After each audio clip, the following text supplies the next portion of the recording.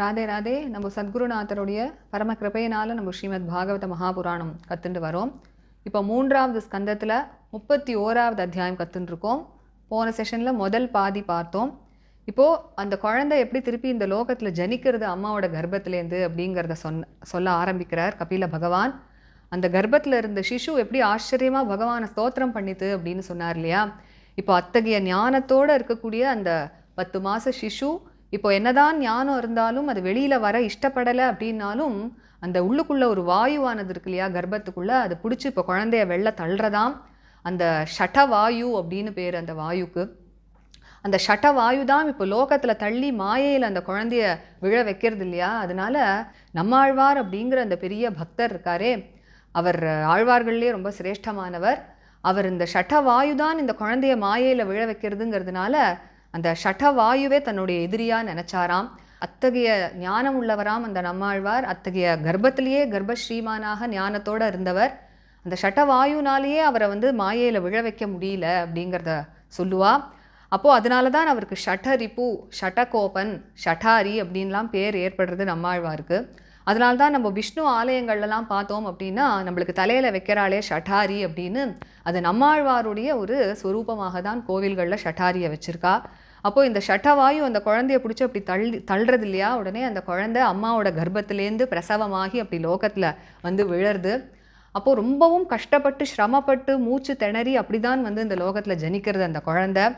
பிறந்ததுமே அந்த மலமூத்திரத்துக்கு நடுவில் தானே கிடக்க அந்த குழந்தை இப்போது தன்னுடைய அத்தனை ஞானத்தையும் இழந்துடுத்தாம் அந்த குழந்தை. ஒரு க்ஷணத்துக்கு முன்னாடி என்ன ஞானம் இருந்ததோ அந்த எல்லா ஞானமும் போய் இப்போ விபரீதமான ஒரு நிலையை அடைஞ்சு பெரிய அஜ்ஞானத்தில் ஒரு ஒன்றுமே தெரியாத ஒரு குழந்தையாக ஆனதும் தன்னோட ஞானமெல்லாம் போயிடுதே அப்படிங்கிறதுனால அந்த குழந்தை ஓன்னு அழருது.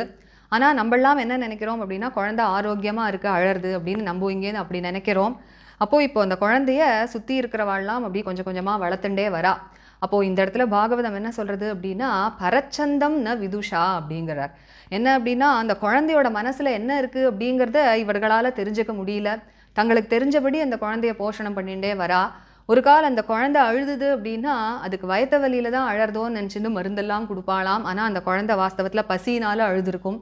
ஒரு கால் அந்த குழந்தை நிஜமாவே வயத்த வலியில் அழுதுது அப்படின்னா அது தெரியாமல் அவர்கள் அதுக்கு பாலுக்கு அழறதோன்னு நினச்சிட்டு பால் கொடுப்பாளாம். இப்படி அந்த குழந்தையோட மனசில் என்ன இருக்குதுன்னு தெரியல. ஆனால் அந்த குழந்தைக்கு ஏதோ பண்ணுறா. இப்போ தனக்கு இஷ்டப்படாததெல்லாம் அவர்கள் கொடுத்தாலும் பேச தெரியாததுனால அது எல்லாத்தையும் அது ஏற்றுக்க வேண்டிய ஒரு அத்தகைய ஒரு குழந்தை பருவத்தை அது கழிக்கிறது அப்படிங்கிறத சொல்கிறார். துக்கம் அப்படின்னு தான் பாகவதம் சொல்கிறது. அந்த குழந்தையோட அந்த ஒரு குழந்தை பருவம் பால பருவம் அதெல்லாம் துக்கமயமானதாக தான் இருக்குது அப்படின்னு பாகவதம் சொல்கிறது. ஆனால் நம்ம பார்க்கும்பொழுது அந்த குழந்தை வளர்கிற அந்த பருவத்தை நம்ம எப்படி ரசிக்கிறோம். ஆனால் பாகவதம் சொல்கிறது அந்த குழந்தை ரொம்ப சிரமப்படுறது அப்படின்னு தான் சொல்கிறார். இப்போது அந்த குழந்தைய ஒரு படுக்கையில் அப்படி போட்டு வச்சுருக்கா இல்லையா. அப்போது தன்னோட மலமூத்திர விசர்ஜனத்துக்கு நடுவுலேயே அது படுத்துன்னு இருக்கிறதுனால சின்ன சின்ன கிருமிகள்லாம் அதை கடிக்குமாம். கொசுவெல்லாம் அதை மொய்க்கும்.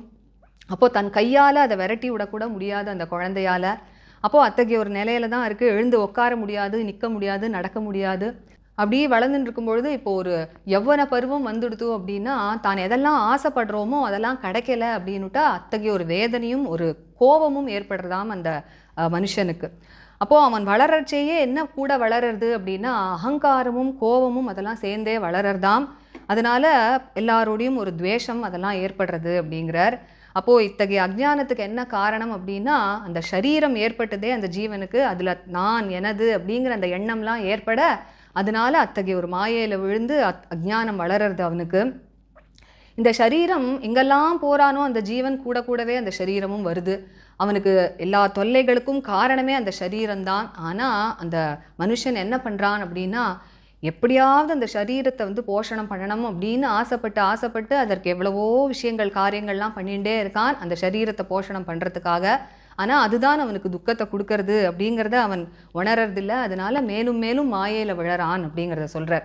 இப்போது இப்படி அவனோட வாழ்க்கை பயணத்தில் அவன் போயின்னு இருக்கும் பொழுது ஒரு கால் அவனுக்கு துஷ்ட சங்கம் ஏற்பட்டுடுத்து அப்படின்னா இன்னும் மேலே மேலே ஒரு ஆழமான இருட்டான ஒரு அந்தகாரத்தில் போய் விழறான் அஞ்ஞானத்தில் அப்படிங்கிறார். இந்த துஷ்ட சங்கம்ங்கிறது மட்டும் எப்படிப்பட்டது அப்படின்னு சொல்கிறார். எல்லா விதமான நற்குணங்களையும் ஒரு மனுஷனிடத்துலேருந்து அடியோடு அழிக்கக்கூடியது அப்படிங்கிறார்.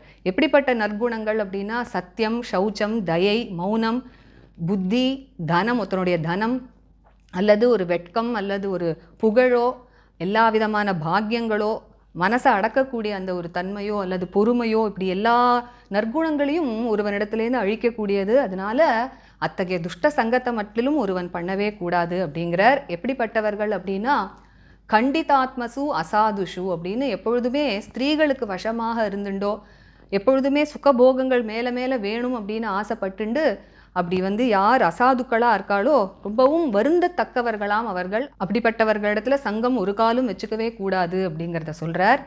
எவ்வளவோ சங்கம் ஒருவனுக்கு ஏற்படலாம், ஆனால் தேவையற்ற இந்த ஸ்திரீகளுடைய சங்கமும் ஸ்திரீகளுக்கு வசமாக இருக்கிறவர்களுடைய சங்கமும் ஒருவனை எத்தகைய ஒரு மாயையில் தள்ளுமோ அதுபோல் வேறு எதுவுமே அவனை மாயையில் தள்ளுறதில்லை அப்படிங்கிறத சொல்கிறார். எப்பேற்பட்ட பிரம்மா முதலியவர்கள் கூட அத்தகைய மாயைக்கு வசமானா அப்படின்னா அப்போ மற்றவர்களை பற்றி கேட்கணுமா அப்படின்னு சொல்கிறார். தன்னோட சிருஷ்டிலேயே இங்கே பகவான் சொல்கிறார், நரநாராயண அவதாரம் அப்படின்னு சொல்கிறோமே, அந்த நாராயண ரிஷியை தவிர வேற யார் தான் இருக்கா இந்த லோகத்தில் அந்த ஸ்திரீ அப்படிங்கிற இந்த மாயையில் விழாதவர்கள் அப்படிங்கிறத சொல்கிறார்.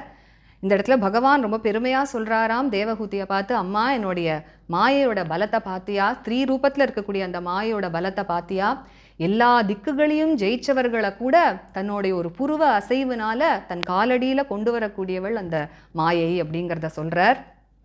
அதனால் இங்கே பகவான் எச்சரிக்கிறார், யார் யோகத்தினுடைய உயர்ந்த நிலைகளை அடைஞ்சு பகவானை சாட்சாத்காரம் பண்ணி அந்த உயர்ந்த நிலையை அடையணும்னு ஆசைப்படுறாளோ அவர்கள் இந்த தேவையற்ற ஸ்திரீ சங்கத்தில் மட்டும் ஈடுபடவே கூடாது அப்படிங்கிறார். அதுதான் அவனுக்கு ரொம்பவும் கெடுதல் அப்படிங்கிறத சொல்கிறார். ஏன் அப்படின்னா கொஞ்சம் கொஞ்சமாக அந்த மனுஷனை ஏமாற்றி மாயையில் விழ வைக்கக்கூடியது அந்த மாயை அப்படிங்கிறார். எப்படி ஒரு காட்டில் பயணம் பண்ணக்கூடிய ஒருவன் ஒரு பெரிய குழி இருக்குது ஆனால் அது மேலே இலைகளால் மூடி இருக்குது அப்படின்னா தெரியாமல் அந்த குழிக்குள்ளே அப்படி விழுந்துருவானோ அது மாதிரி வெளியில் தெரியாமல் இருந்தாலும் அத்தகைய மாயையில் தள்ளக்கூடியது அப்படிங்கன்னு எச்சரிக்கிறார். அதே போல் இந்த இடத்துல ஸ்திரீகள் விஷயமாகவும் சொல்கிறார், எந்த ஸ்திரீகள்லாம் பகவானை அடையணும் மேல் உயர்ந்த கதியை அடையணும்னு ஆசைப்படுறாளோ அவர்களும் அத்தகைய மாயையில் ஜாகிரதையாக இருக்கணும் அப்படிங்கிறார். தனக்கு குழந்தைகளையும் அல்லது ஒரு கிரகத்தையோ அல்லது தனத்தையோ கொடுக்கக்கூடியவர் அப்படிங்கிறதுனால அந்த புருஷனிடத்தில் அவர்கள் மோகிப்பார்கள் அப்படிங்கிறதையும் இந்த இடத்துல சொல்கிறார். அதனால் எப்படின்னா ஒரு காட்டில் ஒரு வேடுவனுடைய ஒரு கானத்தை கேட்டு எப்படி மான்கள்லாம் மயங்குமோ அதுபோல் இந்த ஸ்திரீகளுக்கு மாயை அப்படிங்கிறத அதையும் எடுத்து சொல்கிறார். அதனால் இந்த இடத்துல சொல்கிறார், ஒரு ஜீவனானவன் இப்படி மாயையில் சிக்கிண்டு ஒரு லோகத்துலேருந்து இன்னொரு லோகம் ஒரு லோகத்துலேருந்து இன்னொரு லோகம் அப்படின்னு தன்னோட சூக்ஷ்ம சரீரத்தை கொண்டு சஞ்சாரம் பண்ணிகிட்டே இருக்கான். அப்போது போகும்பொழுது தன்னுடைய கர்மங்களுக்கு என்னெல்லாம் பலனோ அதெல்லாம் அனுபவிச்சுட்டே அதே சமயத்தில் மேலும் மேலும் நிறைய கர்மங்களை பண்ணிண்டு இதற்கு மேலே வரக்கூடிய பிறவைகளுக்கெல்லாம் அப்படி விதைச்சுட்டே அப்படியே சஞ்சாரம் பண்ணிட்டு இருக்கான் அப்படிங்கிறத சொல்கிறார். இப்போது இந்த சூக்ஷ்ம சரீரம் அப்படிங்கிறத சொன்னோமே, அந்த சூக்ஷ்ம சரீரத்தோட இந்த ஸ்தூல சரீரம் இருக்கு இல்லையா, பாஞ்ச பௌத்திகமான சரீரம், இது ரெண்டும் சேர்ந்து தான் ஒருவனை நம்ம மனுஷன் அப்படின்னு சொல்கிறோம். அப்போ எப்போ இந்த பாஞ்சபௌத்திகமான சரீரம் செயல்பாடை இழக்கிறதோ அப்பொழுது சூக்ஷ்ம சரீரத்தினாலையும் அதனால் வேலை பண்ண முடியாது இல்லையா, அதற்கு தான் மரணம் அப்படின்னு பேர். எப்பொழுது இந்த பாஞ்சபௌத்திகமான சரீரத்துக்கு ஒரு உற்பத்தி ஏற்பட்டு அது செயல்பட ஆரம்பிக்கிறதோ அப்போ சூக்ஷ்ம சரீரத்தினாலையும் அந்த ஜீவன் இந்த லோகத்தெல்லாம் அனுபவிக்க ஆரம்பிக்கிறான் இல்லையா, அதற்கு தான் ஜனனம் அப்படின்னு பேர், பிறப்பு அப்படிங்கிறது பேர் அப்படின்னு அழகாக எடுத்து சொல்கிறார். எப்படி கண்ணில் ஒரு தோஷம் வந்துடுத்து அப்படின்னா அந்த உறுப்பில் ஒரு தோஷம் வந்துடுத்துனா சக்ஷுரிந்திரியம்ங்கிற அந்த சூக்ஷ்மமான இந்திரியத்தினால பார்வை இழந்துடுறது அந்த இந்திரியமும். அது மாதிரி இந்த ஸ்தூலமான சரீரம் அதில் ஒரு தோஷம் ஏற்பட்டு அது செயல்படலை அப்படின்னா அப்போ சூக்ஷ்ம சரீரத்தினாலையும் எதையும் அனுபவிக்க முடியாதுங்கிறதுனால அதற்கு மரணம்னு பேர். அப்போது அதற்கு ஒரு செயல்பாடு கிடச்சி அதுக்கு ஒரு உற்பத்தி ஏற்பட்டுடுத்துனா அது சூக்ஷ்ம சரீரமும் அது மூலமாக வேலை பண்ணுறது இல்லையா, அதனால அதற்கு தான் ஜனனம்னு பேருன்னு எடுத்து சொல்கிறார். இப்போ இந்த இடத்துல சொல்லி முடிக்கிறார் கபில பகவான், தஸ்மான் ந காரியஹா சந்திராசோ ந கார்பண்யம் ந சம்பிரமஹா அப்படிங்கிறார். அதனால் ஒரு ஜீவனுடைய கதி இப்படிப்பட்டது தான் அப்படிங்கிறதெல்லாம் தெரிஞ்சுண்டு விவேகத்தோட அதற்கு மரணத்தை பார்த்து ஒருவன் பயப்படவும் கூடாது, ஜனனத்தை பார்த்து மோகிக்கவும் கூடாது, வாழ்க்கையை எப்படி கழிப்போமோ அப்படிங்கிறதெல்லாம் நினச்சிட்டு குழப்பமும் அடையக்கூடாது. என்ன பண்ணணும் அப்படின்னா பிராரப்த வசத்தினால இந்த சரீரத்துக்கு என்னெல்லாம் அனுபவங்கள் எழுதி வச்சுருக்கோ அதெல்லாம் தானே நடக்கும் அப்படிங்கிறதுனால இந்த லோகத்தில் அந்த சரீரத்தை சஞ்சாரம் பண்ண விட்டுட்டு தான் எப்பொழுதுமே அந்த வைராக்கியத்தோடையும் ஞானத்தோடையும் பகவானையே நினச்சிண்டு எப்பொழுதும் சாந்தியாகவும் ஆனந்தத்தோடையும் அப்படி சஞ்சாரம் பண்ணிட்டு இருக்கணும் அப்படிங்கிறத சொல்லி ரொம்ப அழகாக இந்த அத்தியாயத்தை முடிக்கிறார். இப்போ நம்ம 22வது ஸ்லோகத்திலேருந்து இந்த அத்தியாயம் முடிகிற வரைக்கும் நம்ம கற்றுக்கலாம். ராதே ராதே. गोपिका जीवनस्मरणं गोविन्द गोविन्द। सद्गुरुनाथ महाराज की जय। कलये सुन्दराकारं सदैकप्रियदर्शनम् अज्ञाननाशकं देवं सद्गुरुं मुरलीधरं मुरलीमण्डितकरकमलं मुनिजनमोहनं व्यत्यस्तपादं वनमालाधारिणं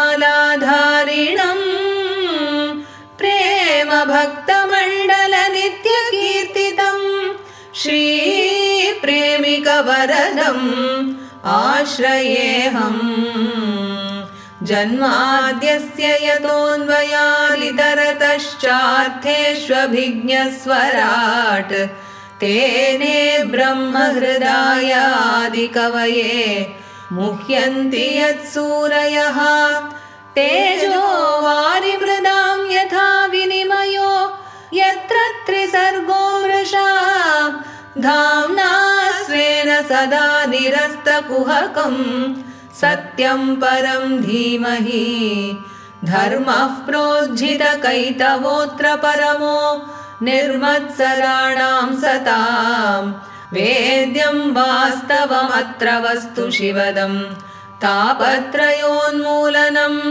श्रीमद्भागवते महामुनिकृते किं वा परैरीश्वरः सद्यो हृद्यवरुध्यतेऽत्र कृतिभिः शुश्रूषुभिस्तत्क्षणात् निगमकल्पतरोर्गलितं फलं शुकमुखादमृतद्रवसंयुतं पिबत भागवतं रसमालयं मुहुरहो रसिका भुवि भावुकाः यं प्रव्रजन्तमनुपेतमपेतकृत्यं द्वैपायनो विरहकातराजुहाव। पुत्रेति तन्मयतया तरवोऽभिनेदुः तं सर्वभूतहृदयं मुनिमानतोऽस्मि। यस्वानुभावमखिलश्रुतिसारमेकम् अध्यात्मदीपम् अतितितीर्षतां तमोऽन्धम् संसारिणां करुणयाः पुराणगुह्यं तं व्याससूनुमुपयामि गुरुं मुनीनां। नारायणं नमस्कृत्य नरं चैव नरोत्तमं देवीं सरस्वतीं व्यासं ततो जयमुदीरयेत्। कृष्णाय वासुदेवाय देवकीनन्दनाय च नन्दगोपकुमाराय गोविन्दाय नमो नमः। कृष्णाय वासुदेवाय हरये परमात्मने प्रणतक्लेशनाशाय गोविन्दाय नमो नमः। नाम संकीर्तनं यस्य सर्वपापप्रणाशनं प्रणामो दुःखशमनः तं नमामि हरिं परम्। गोपिका जीवनस्मरणं गोविन्द गोविन्द। सद्गुरुनाथ महाराज की जय। कपिल उवाच कपिल उवाच एवं कृतमतिः गर्भे एवं कृतमतिर्गर्भे एवं कृतमतिर्गर्भे दशमास्यः स्तुवन् ऋषिः दशमास्यः स्तुवन् ऋषिः दशमास्यः स्तुवन् ऋषिः सद्यः क्षिपति अवाचीनं सद्यः क्षिपत्यवाचीनं सद्यः क्षिपत्यवाचीनं प्रसूत्यै सूतिमारुतः प्रसूत्यै सूतिमारुतः प्रसूत्यै सूतिमारुतः तेन अवसृष्टः सहसा तेनावसृष्टः सहसा तेनावसृष्टः सहसा कृत्वा अवाक्षिर आतुरः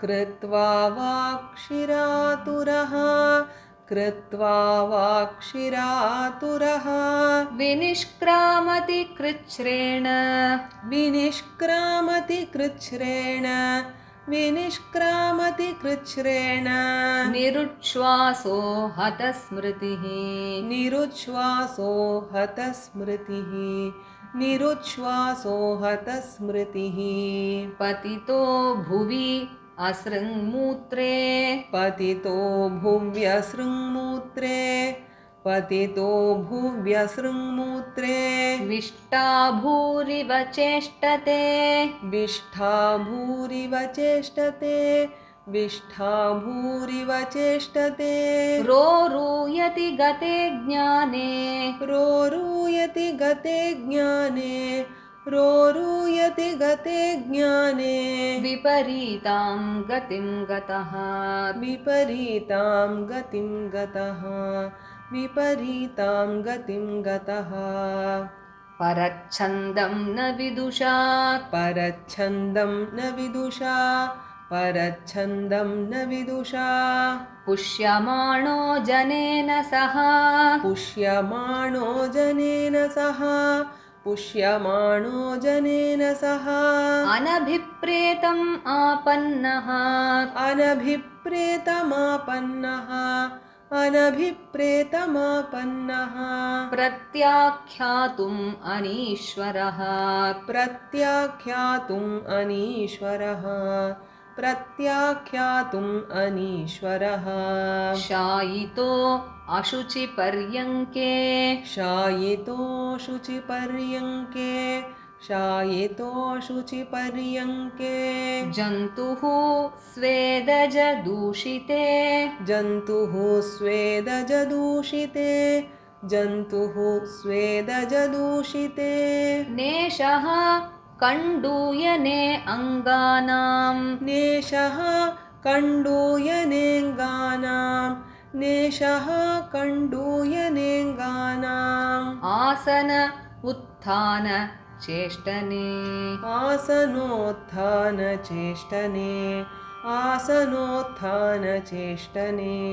तुदन्ति आमत्वचं दंशा तुदन्त्यामत्वचं दंशा तुदन्त्यामत्वचं दंशा मशका मत्कुणादयः मशकामत्कुणादयः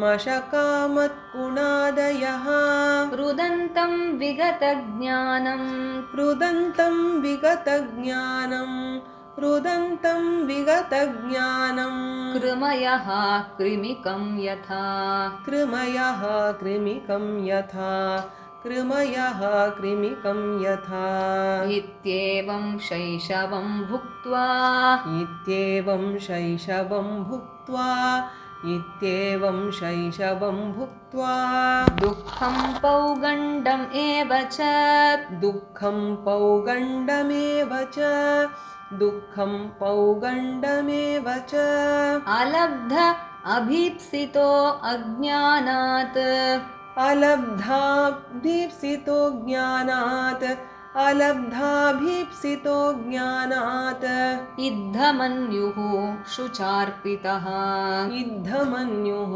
शुचार्पितः इद्धमन्युः शुचार्पितः सह देहेन मानेन सह देहेन मानेन सह देहेन मानेन वर्धमानेन मन्युना वर्धमानेन मन्युना वर्धमानेन मन्युना करोति विग्रहं कामी करोति विग्रहं कामी करोति विग्रहं कामी कामिषु अन्ताय चात्मनः कामिष्वन्ताय चात्मनः कामिष्वन्ताय चात्मनः भूतैः पञ्चभिः आरब्धे भूतैः पञ्चभिरारब्धे भूतैः पञ्चभिरारब्धे देहे देहि अबुधो असकृत्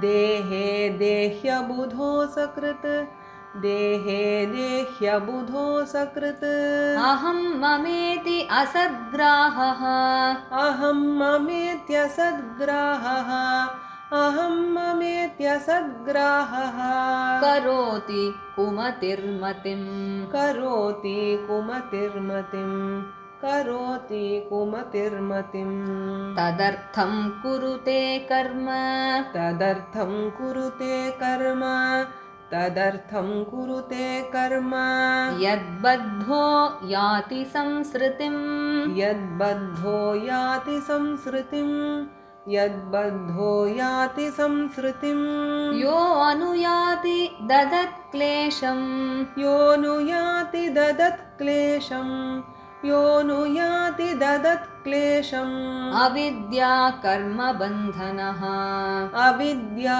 कर्मबन्धनः यदि असद्भिः पथि पुनः यद्यसद्भिः पथि पुनः यद्यसद्भिः पथिः पुनः शिष्णोदर कृतोद्यमैः शिष्णोदरकृतोद्यमैः शिष्णोदरकृतोद्यमैः आस्थितो रमते जन्तुः आस्थितो रमते जन्तुः आस्थितो रमते जन्तुः तमो विशति पूर्ववत् तमो विशति पूर्ववत् तमो विशति पूर्ववत् सत्यं शौचं दया मौनं सत्यं शौचं दया मौनं सत्यं शौचं दया मौनं बुद्धिः श्रीर्ह्रीः यशः क्षमा बुद्धिः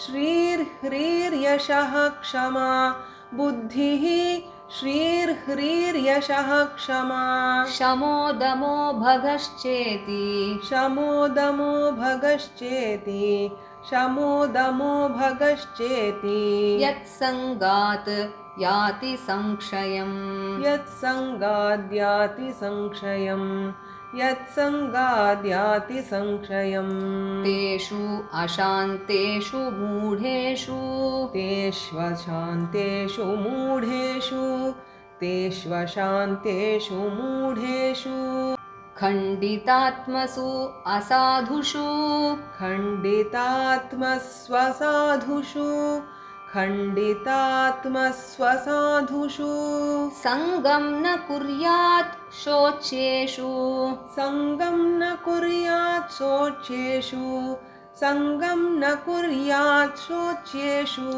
योषित् क्रीडा मृगेषु च योषित् क्रीडा मृगेषु च योषित् क्रीडा मृगेषु च न तथास्य भवेन्मोहो न तथास्य भवेन्मोहो न तथास्य भवेन्मोहो बन्धश्च अन्यप्रसङ्गतः बन्धश्चान्यप्रसङ्गतः बन्धश्चान्यप्रसङ्गतः योषित् सङ्गात् यथा पुंसो योषित् सङ्गाद्यथा पुंसो योषित् सङ्गाद्यथा पुंसो यथा तत्सङ्गि सङ्गतः यथा तत्सङ्गि सङ्गतः यथा तत्सङ्गि सङ्गतः प्रजापतिः स्वां दुहितरं प्रजापतिः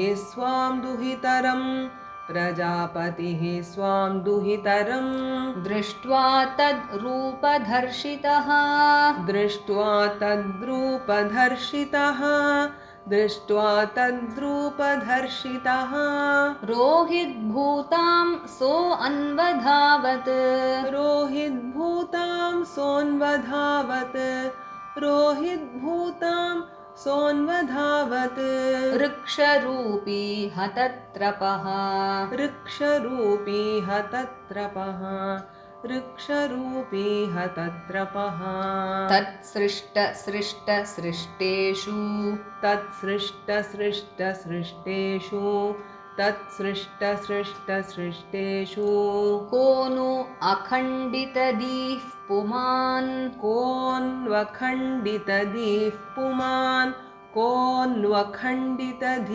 पुमान् ऋषिं नारायणं ऋते ऋषिं नारायणं ऋते ऋषिं नारायणं ऋते योषिन्मय्या इह मायया योषिन्मय्येह मायया योषिन्मय्येह मायया बलं मे पश्य मायायाः बलं मे पश्य मायायाः बलं मे पश्य मायायाः स्त्रीमय्या जयिनो दिशां स्त्रीमय्या जयिनो दिशां स्त्रीमय्या जयिनो दिशां या करोति पदाक्रान्तान् या करोति पदाक्रान्तान् या करोति पदाक्रान्तान् भ्रूविजृम्भेण केवलम् भ्रूविजृम्भेण केवलम्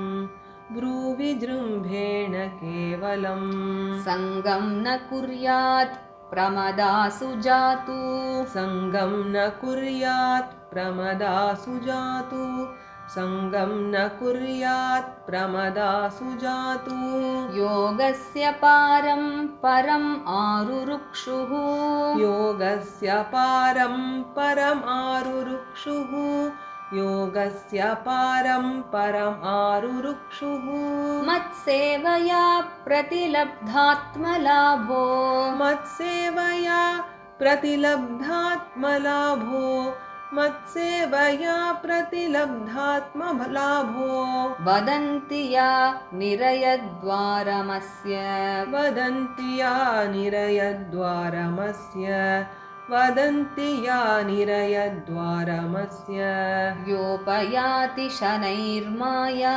योपयाति शनैर्माया योपयाति शनैर्माया योषिद्देव विनिर्मिता योषिद्देव विनिर्मिता योषिद्देव विनिर्मिता ताम् ईक्षेत आत्मनो मृत्युं तामीक्षेतात्मनो मृत्युं तामीक्षेतात्मनो मृत्युं तृणैः कूपम् इवावृतम् तृणैः कूपमिवावृतम् तृणैः कूपमिवावृतम् यां मन्यते पतिं मोहात् यां मन्यते पतिं मोहात् यां मन्यते पतिं मोहात् मन्मायां वृषभायतीं मन्मायां वृषभायतीं मन्मायां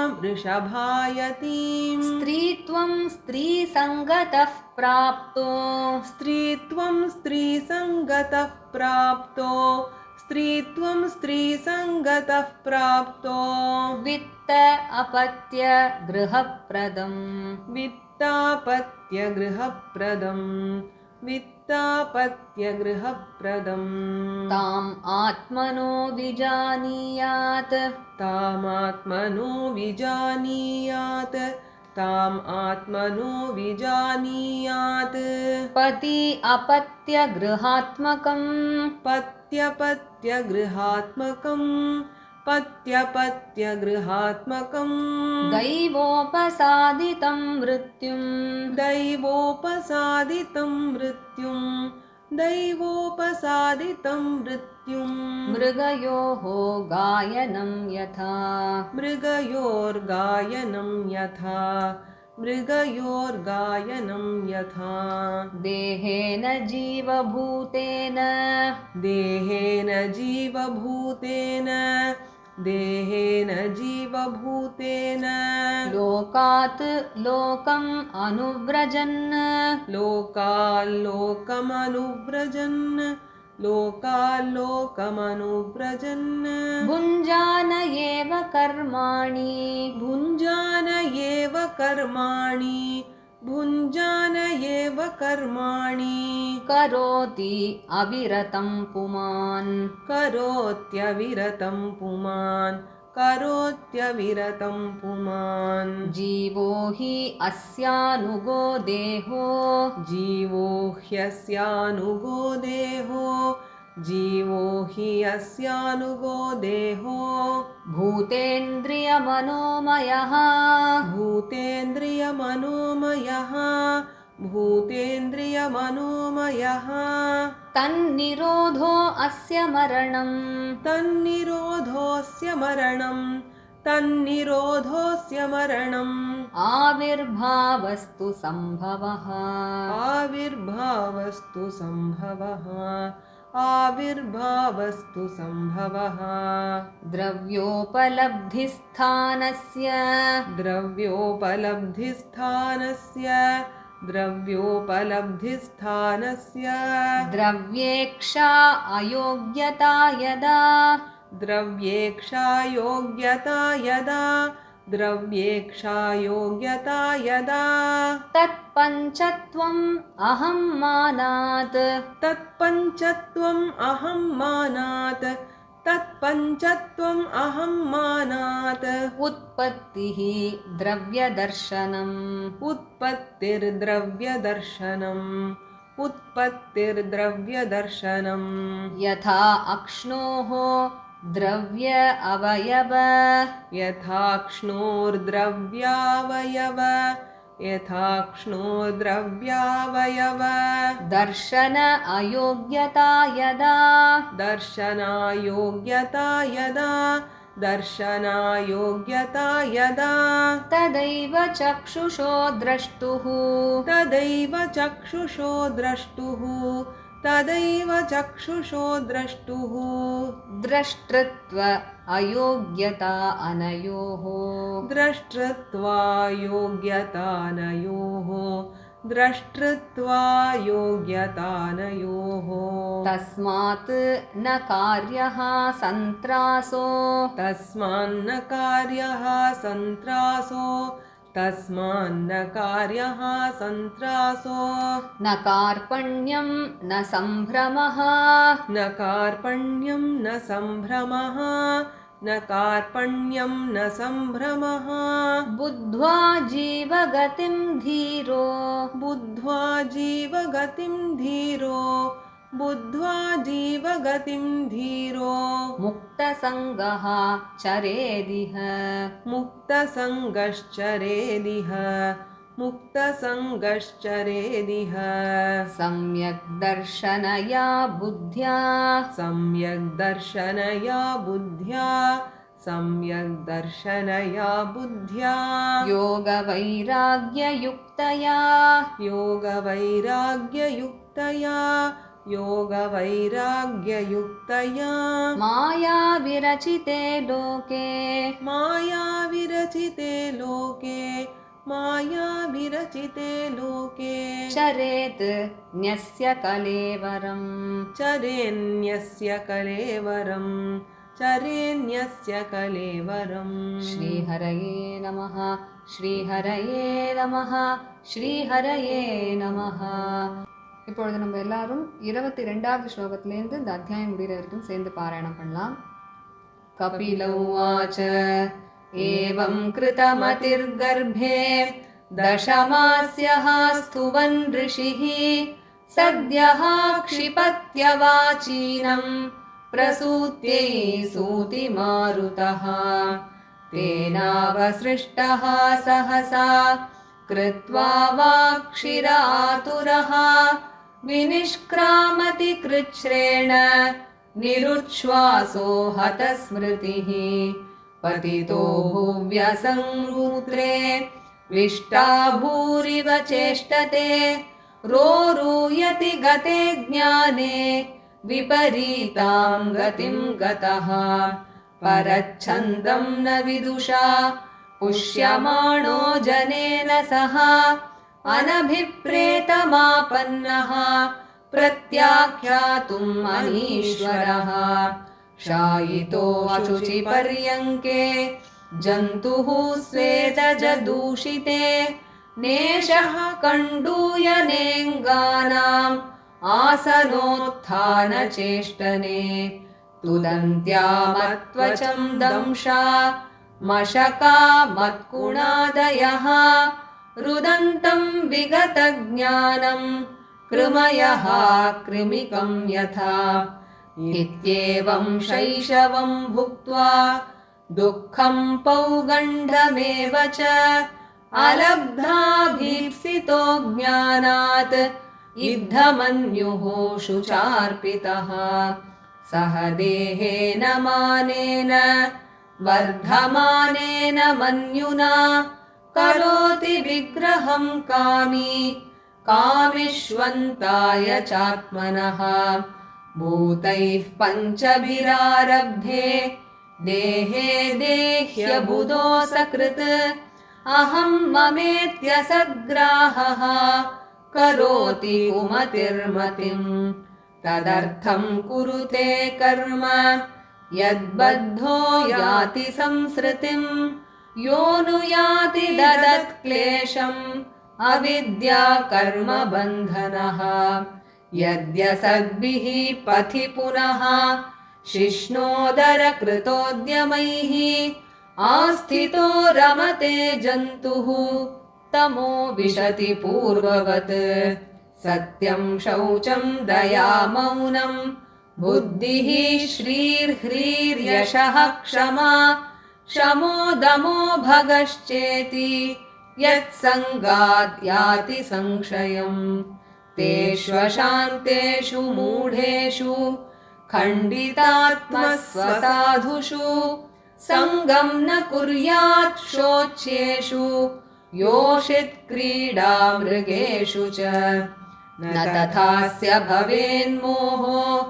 बन्धश्चान्यप्रसङ्गतः योषित् सङ्गाद्यथा पुंसो यथा तत्सङ्गि सङ्गतः प्रजापतिः स्वां दुहितरं दृष्ट्वा तद्रूपदर्शितः रोहिद्भूतां सोऽन्वधावत् वृक्षरूपी हतत्रपः तत्सृष्टसृष्टसृष्टेषु कोऽन्वखण्डितदीः पुमान् ऋषिं नारायणं ऋते योषिन्मय्येह मायया बलं मे पश्य मायायाः स्त्रीमय्या जयिनो दिशां या करोति पदाक्रान्तान् भ्रूविजृम्भेण केवलम् सङ्गं न कुर्यात् प्रमदासु जातु योगस्य पारं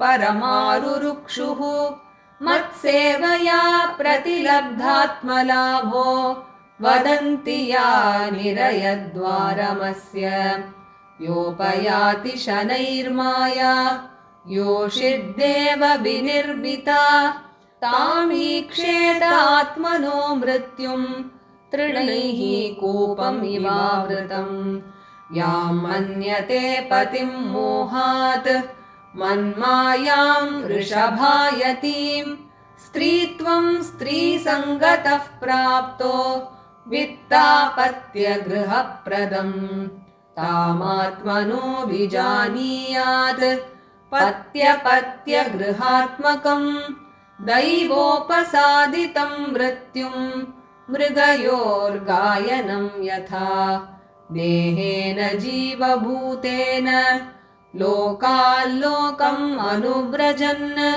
भुञ्जान एव कर्माणि करोत्यविरतं पुमान् जीवो ह्यस्यानुगो देहो भूतेन्द्रियमनोमयः तन्निरोधोऽस्य मरणम् आविर्भावस्तु सम्भवः द्रव्योपलब्धिस्थानस्य द्रव्येक्षा योग्यता यदा तत्पञ्चत्वम् अहं मानात् उत्पत्तिः द्रव्यदर्शनम् यथाक्ष्णोर्द्रव्यावयव दर्शनायोग्यता यदा तदैव चक्षुषो द्रष्टुः द्रष्टृत्वा योग्यतानयोः तस्मान्न कार्यः सन्त्रासो न कार्पण्यं न सम्भ्रमः बुद्ध्वा जीवगतिं धीरो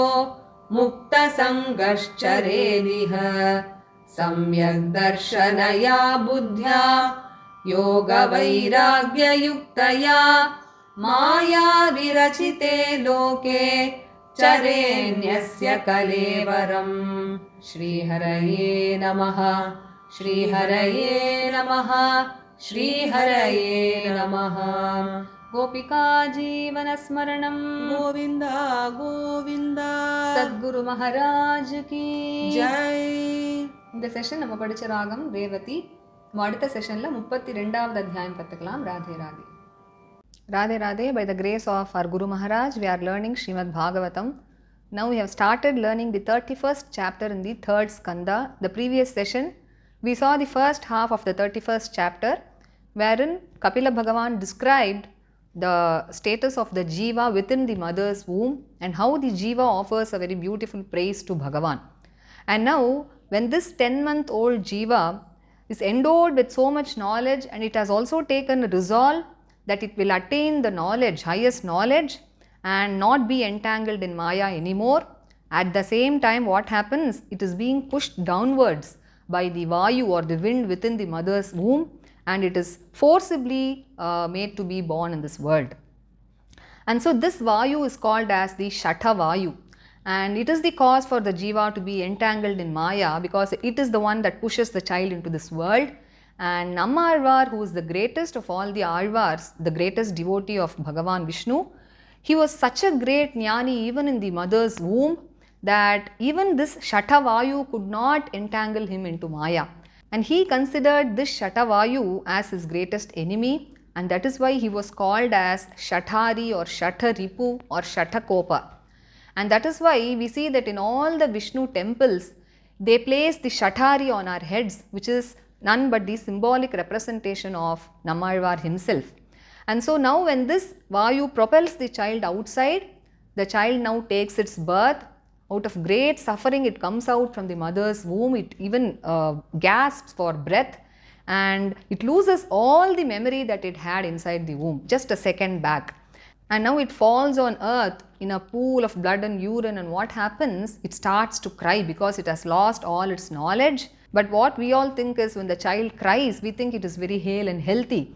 But actually the child cries because it has lost all its knowledge which it had just a second back in the mother's womb.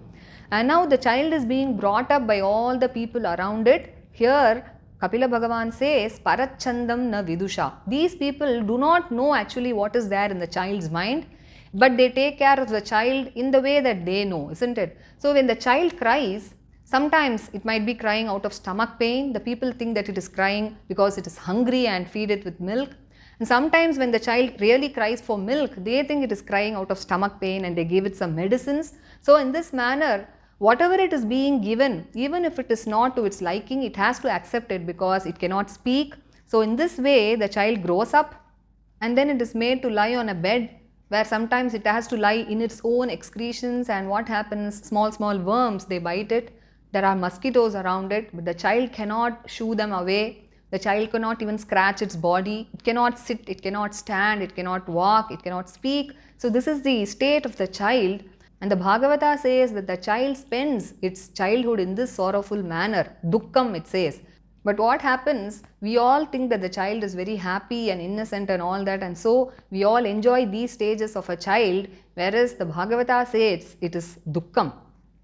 And now as the child grows up, it enters the stage of youth, and what happens? Whatever it desires for, if it doesn't get it, it becomes extremely dejected and it gets angry.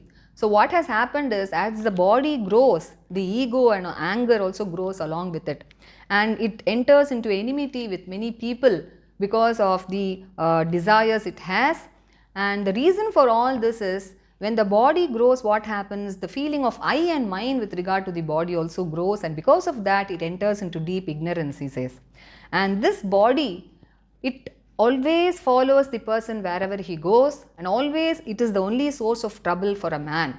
But what this man does is, he does so many actions only to protect this body, only to nourish this body, and for the sake of this body, which is a source of trouble for him. And so Because of this body attachment, he falls into deeper and deeper samsara, he says. And during this life journey, in case he gets into bad company, then he falls into deeper and darker ignorance, says Kapila Bhagavan. And this bad company is such that all the good qualities like truth, purity, compassion, silence, reason, shame, fame, wealth, forgiveness, sense control, and all the fortune of a person, they are all wiped out, they are all totally erased out. So Kapila Bhagavan says one must never cultivate friendship with such people who are slaves to women, and also they always desire for more and more of sensual enjoyment, because such people are pitiable ones, he says. And then Kapila Bhagavan says a man does not fall into so much maya or so much of infatuation through other company as much as he does with respect to company with women, which is needless, and also with people who are slaves to women, he says. Because even great personalities like Brahma, they came under this maya, then what can be said about other men, he says. And then Bhagavan says, in all his creation, in the entire creation, nobody other than Narayana Rishi, who is the one among the Naranarayana Avatara, nobody else can ever win over this maya in the form of a woman, says Bhagavan. And he also acclaims the power of this maya to his mother. He says, "O mother, look at the power of this maya in the form of a woman, because she brings under her feet even the greatest of personalities who have won over all the directions by the mere play of her eyebrows," he says. And hence Bhagavan says a person who wishes to reach the heights of yoga and realize his true self and attain the supreme knowledge, he must never enter into company unnecessarily with women. He says, the company of a woman slowly entraps a person, like how a traveler in the forest falls into a pit which is closed by twigs and leaves, he says, because it is very deceptive, he says. And with respect to women also, Bhagavan warns, he says, those women who wish to attain the supreme knowledge and attain Bhagavan, for them the maya comes in the form of a man, because they think it is this man who gives them progeny, house, wealth, and etc. And so she gets trapped in that maya, like how a deer gets trapped in the music that is given to it by the hunter, he says. So in this manner, the jiva, entrapped in maya, he says, keeps moving from one sphere to another with his sukshma sharira, or the subtle body. And as he keeps moving, he keeps experiencing the results of all his karmas, and also he keeps performing more and more actions, thereby paving way to more and more births, he says. So this subtle body, along with the physical body, which is made up of all the five elements, the ego, the mind, and all the senses, so these two together constitute the psycho-physical organism which is called as the human being. And when this organism as a whole, it ceases to function, then that is called as death. And when it comes into being and starts functioning, that is called as birth, he says. And then he gives a very simple example to make us understand this better. He says, when there is an illness in this organ which is the eye, the sense of sight which is subtle, it also fails and it is unable to perceive things. So also when this physical body, when it fails and it ceases to function because of any illness or any damage to it, then the subtle body is unable to perceive the objects of the world, because the instrument which is the physical body has failed, and then that is called as death. And on the other hand, when the physical body originates and starts to function, then the subtle body is able to perceive everything in this world through that instrument, and then that is called as birth, he says. And with this logical explanation given for birth and death, now Kapila Bhagavan concludes this chapter by telling, therefore, a person endowed with discrimination must know all this gati of the jiva, how it takes birth, how it finally dies and all that. He says, tasman na karyaha santraso na karpanyam na sambhramaha. He says a person must not fear death, he must not also feel helpless while leading his life, or he must not feel infatuated while experiencing the joys and sorrows in his life.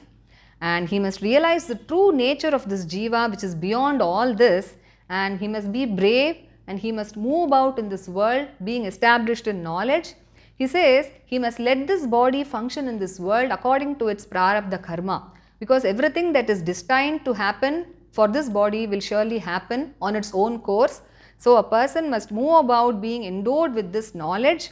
He must always be in bliss and peace, and with dispassion, without being attached to anything, he must move about in this world, he says. And with these words of Kapila Bhagavan ends the 31st chapter which we learned today. So let us meet in the next session while we learn the 32nd chapter, Radhe Radhe.